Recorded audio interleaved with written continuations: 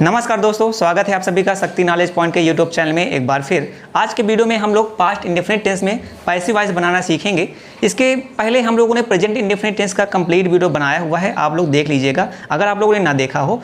इस वीडियो में हम लोग अफर्मेटिव सेंटेंस का पैसिव वॉइस बनाना सीखेंगे। आगे आने वाले जो भी वीडियो होंगे उनमें आपको नेगेटिव, इंटरोगेटिव वगैरह के वीडियो मिल जाएंगे। एक्चुअली मैंने आप लोगों से पोल भी कराया था कि आपको कंप्लीट वीडियो चाहिए या तो पार्ट में वीडियो चाहिए, तो आप लोगों ने बोला था कि पार्ट में हमको सीखना है। चलिए, जैसा आप लोगों ने बोला वैसे ही हम लोग करते हैं। तो सबसे पहले हम लोग 2 मिनट में इसका जो बेसिक कॉन्सेप्ट है उसको समझ लेते हैं, उसके बाद हम इनको क्या है पैसिव वॉइस में चेंज करना सीखेंगे। तो दोस्तों, सबसे पहले हम लोग जान लेते हैं कि एक्टिव वॉइस और पैसिव वॉइस दोनों का क्या फार्मूला होता है। एक्चुअली बहुत आसान है, अगर आप लोगों ने टेंस पढ़ा होगा तो वैसी चीज़ें हैं। तो एक्टिव वॉइस क्या होता है, टेंस होता है। और आपको पता है कि जब भी हम पास्ट इंडेफिनिट टेंस में अफर्मेटिव सेंटेंस के सेंटेंसेस बनाते हैं तो वहाँ पे हमको वर्ब का सेकंड फॉर्म लगाना होता है। वैसे आप लोग जान लीजिए कि पूरे टेंस में सिर्फ पास्ट इंडेफिनिट का अफर्मेटिव सेंटेंस ऐसा होता है जहाँ पे वर्ब का सेकंड फॉर्म यूज किया जाता है। ठीक है, तो यहाँ पे वही है कि सबसे पहले आपको सब्जेक्ट लगाना है, फिर मेन वर्ब का सेकंड फॉर्म ऑब्जेक्ट। ठीक है, डिड हेल्पिंग वर्ब यूज होती है पास्ट इंडेफिनिट टेंस में, लेकिन वो निगेटिव से यूज होती है। ठीक,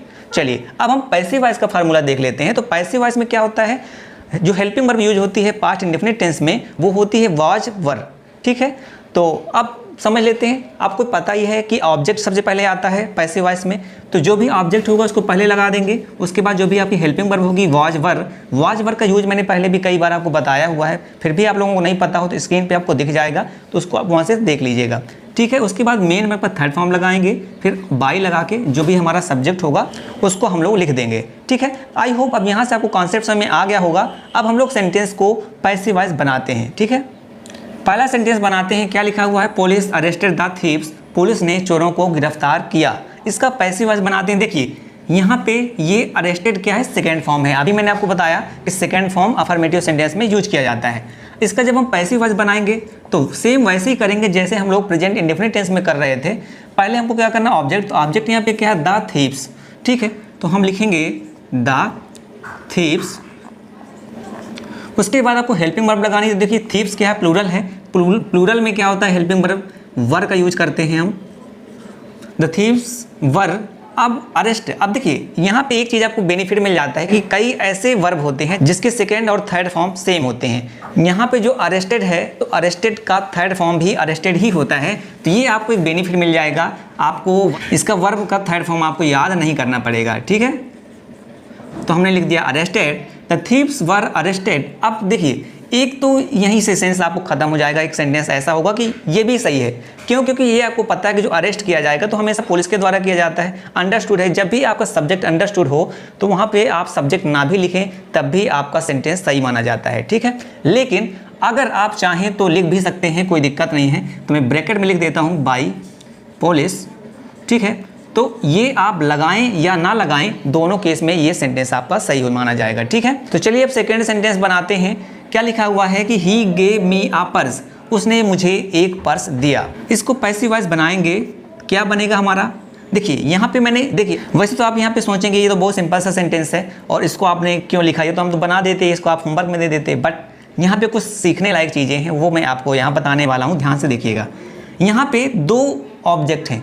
देखिए पहला ऑब्जेक्ट क्या है कि उसने क्या दिया, एक पर्स दिया, पहला ऑब्जेक्ट हो गया जो कि डायरेक्ट ऑब्जेक्ट बोलते हैं। और किसे दिया, मुझे दिया, तो ये क्या हो गया, दूसरा ऑब्जेक्ट हो गया। तो जब भी आपके सेंटेंस में 2 ऑब्जेक्ट हों तो आपको ध्यान ये रखना है कि जब आप किसे वाला जो मिलेगा आपको आंसर, मुझे, इसको लेके जब बनाएंगे तो एक अलग तरीके से बनेगा, और जब हम लोग एक पर्स जो कि ये है इसको लेके बनाएंगे तो अलग बनेगा। मैं दोनों तरीके से आपको बता देता हूँ। पहले हम बना देते हैं मी का यूज करके। ठीक है, तो मी ये ऑब्जेक्टिव फॉर्म है, इसका सब्जेक्टिव फॉर्म जब भी बनाएंगे तो क्या आप लिखेंगे, आई का मी होता है। आई के साथ देखिए आपको हेल्पिंग वर्ब क्या यूज होती है, वॉज होती है। ठीक है, तो आई वॉज। उसके बाद मेन वर्ब का थर्ड फॉर्म, तो मेन वर्ब क्या, gave. Gave actually second form है, ये गिव का सेकंड फॉर्म है। इसका थर्ड फॉर्म क्या होता है, गिवन, तो हम यहाँ पे लिख देंगे गिवन।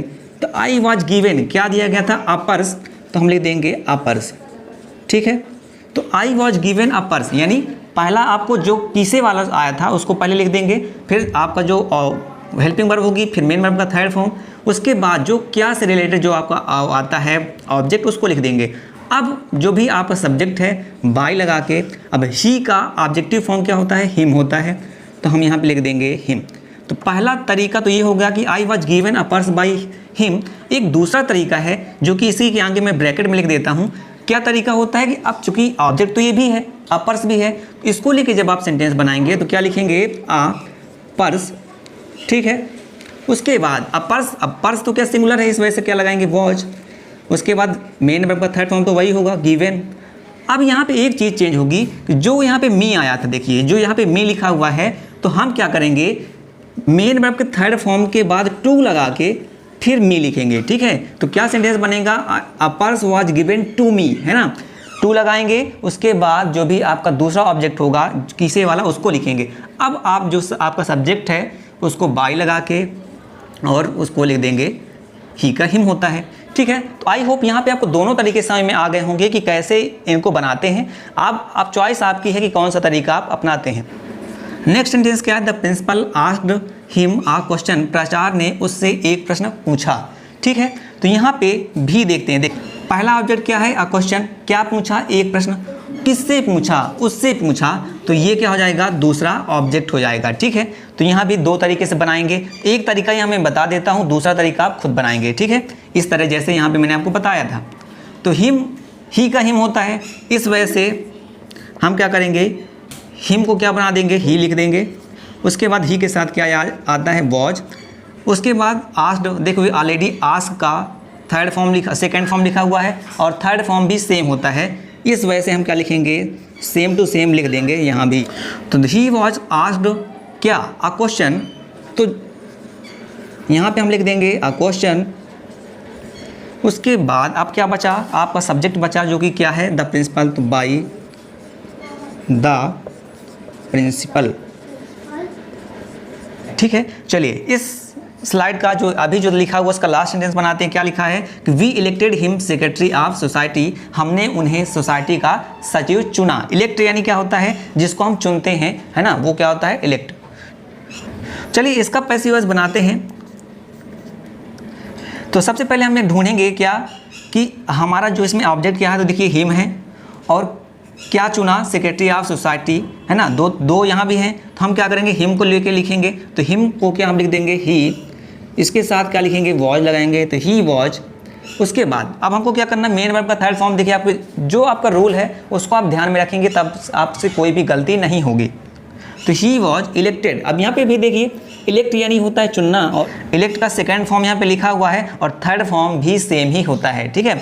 अगर वर्ब के फॉर्म आपको पढ़ना है, अगर आपको नहीं आते, क्योंकि हमेशा तो ऐसा नहीं होगा कि सेकंड और थर्ड फॉर्म सेम आएंगे, तो आप क्या करिए, एक वीडियो की लिंक आपको डिस्क्रिप्शन में मिल जाएगी, उसको आप देख लीजिएगा, तो वहाँ से आपको वर्ब के फॉर्म याद करना आसान हो जाएगा। तो ही वॉज इलेक्टेड, क्या इलेक्ट किया गया, सेक्रेटरी ऑफ सोसाइटी, तो क्या लिखेंगे, सेक्रेटरी ऑफ सोसाइटी। अब देखिए यहाँ भी वही है, किसके द्वारा, सिंपल सी बात है, अगर कहीं कुछ चुना जाएगा तो हमारे द्वारा ही चुना जाएगा। तो यहाँ भी आप चाहे सब्जेक्ट लिखें या ना लिखें कोई दिक्कत नहीं है, बट अगर आप चाह रहे हैं तो हम लिख देते हैं बाई और वी का क्या हो जाता है, अस, है ना। तो he was elected secretary of society by us, हमारे द्वारा उन्हें सेक्रेटरी ऑफ सोसाइटी यानी सोसाइटी का सचिव चुना गया, ठीक है। तो आई होप यहाँ भी जो चीज़ें मैंने आपको बताई हैं समझ में आई होंगी। प्लीज़ वीडियो को लाइक जरूर करिएगा और अच्छा लगे तो दोस्तों के साथ शेयर भी करिए ताकि सबको इसका प्रॉफिट मिल सके। चलिए और सेंटेंस हम बनाते हैं। तो चलिए दोस्तों, ये बच्चे हुए कुछ सेंटेंसेस हैं उनको भी कर लेते हैं और कुछ सेंटेंस आपको स्क्रीन पे भी दिखेंगे। देखिए ये सेंटेंस दिखने में कितना बड़ा लग रहा है कि ये तो कैसे बनेगा, बट टेंशन मत लीजिए, देखिए कितना आसान है। They discovered a new pill to stimulate the appetite, इसका मतलब हिंदी में क्या हो गया कि उन्होंने भूख बढ़ाने के लिए एक नई गोली की खोज की। देखिए अब यहाँ पे समझने वाली बात है, आपको ढूंढना क्या है, वही सब्जेक्ट ऑब्जेक्ट, है ना, और मेन वर्ब। यहाँ पे देखिए a new pill to stimulate the appetite, ये क्या हो गया, पूरा का पूरा ऑब्जेक्ट, ठीक है। बाकी तो फिर आप समझ गए कि बचा क्या। तो इसको हम लिखते हैं, जो अभी मैंने बताया कि जो चीज़ ऑब्जेक्ट है उसको पहले लिख लेते हैं, a new pill to stimulate, stimulate का मतलब होता है बढ़ाना, द एपेटाइट, एपेटाइट यानी होता है भूख, यानी हंगर यानी भी भूख होती है, कोई दिक्कत नहीं है।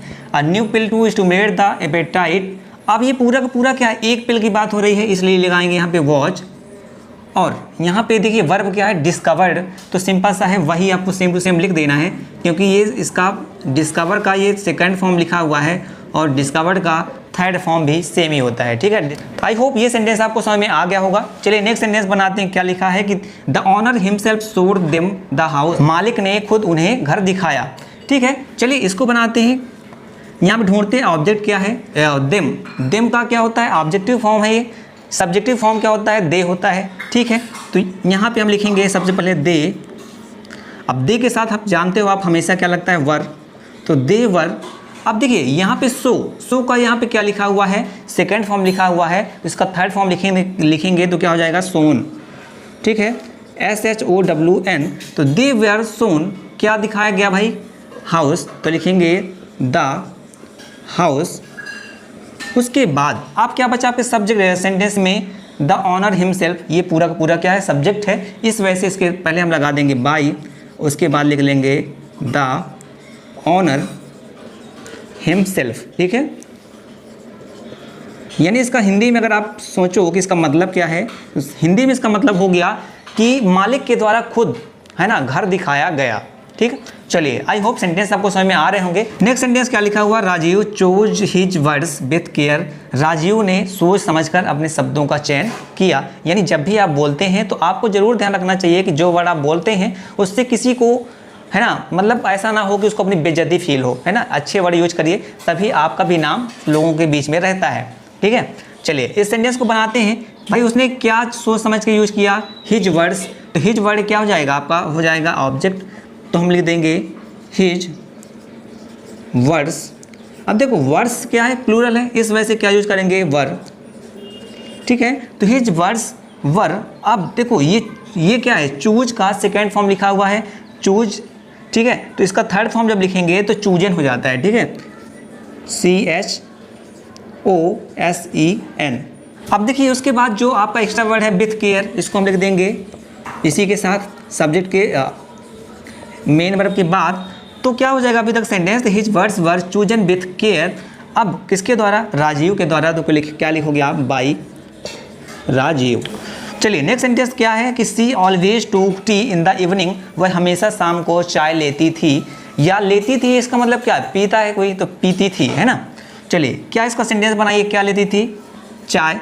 तो क्या हो जाएगा, टी हो जाएगा यहाँ पे आपका ऑब्जेक्ट, तो टी। उसके बाद आपको क्या लगाना है, हेल्पिंग वर्ब क्या है, वॉज। उसके बाद लिखेंगे ऑलवेज। ऑलवेज क्यों लिखेंगे, चलिए बताता हूँ।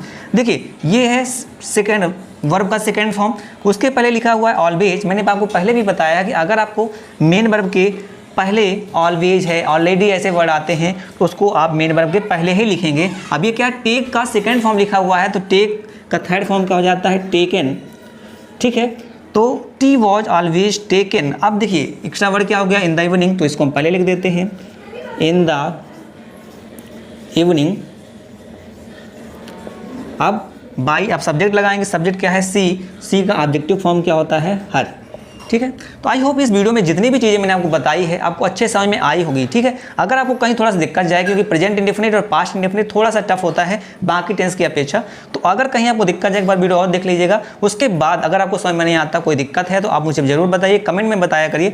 कुछ और सेंटेंस आपकी स्क्रीन में सामने लिखे हुए हैं, इनको आप लोग देख लीजिएगा, इनको लिख लीजिए। और एक सेंटेंस आपके क्वेश्चन होमवर्क के रूप में है, उसको देख लीजिए, है ना। अब इसको बना के आप कमेंट में मुझे जरूर बताइएगा कि कैसा लगा इस वीडियो को, आप बताइएगा जरूर। मिलते हैं नेक्स्ट वीडियो में। भगवान आपका दिन शुभ रखे।